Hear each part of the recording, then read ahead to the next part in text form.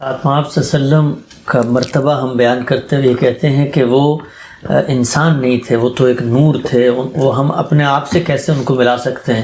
تو ایک عام آدمی اس سوال کا جواب اللہ کی کتاب میں اگر جا کے دریافت کرنا چاہے کہ رسالت آپ صلی اللہ علیہ وسلم نور تھے یا بشر تھے، تو ہمیں کیا رہنمائی ملتی ہے اس حوالے سے؟ قرآن مجید میں جگہ جگہ یہ بتایا گیا ہے کہ ہم نے جب بھی کسی قوم کی طرف پیغمبر بھیجے ہیں تو انسانوں کی طرف انسان بھیجے ہیں، فرشتوں کی طرف فرشتے بھیجے ہیں، اور اسی طریقے سے جنوں کی طرف جن بھیجے ہیں۔ یعنی اگر کسی قوم کی طرف کوئی پیغامبری کرنی ہے تو اسی کے ذریعے سے کی جائے گی۔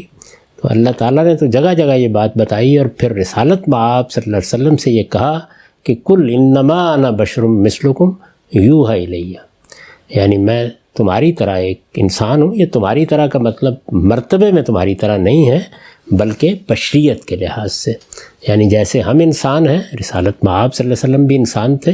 انسانوں میں سے یہ شرف بخشا گیا بہت سے لوگوں کو کہ انہیں اللہ نے نبوت دی۔ موسیٰ علیہ السلام بھی انسان تھے، مسیح علیہ السلام بھی انسان تھے۔ ساری لڑائی یہی ہے۔ مسیح علیہ السلام کو جب مسیحیوں نے اللہ کا بیٹا بنا دیا تو قرآن نے اس کی تردید کی اور یہ کہا کہ وہ اللہ کے ایک بندے ہیں، اس کے سوا کچھ نہیں ہے۔ تو اللہ کے بندوں ہی کی حیثیت سے پیغمبروں کو پیش کیا گیا ہے۔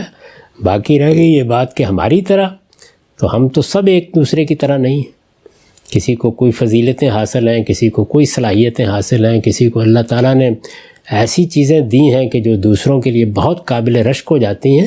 یہ سب خصائص ہیں، اوصاف ہیں، لیکن ہم سب انسان ہیں۔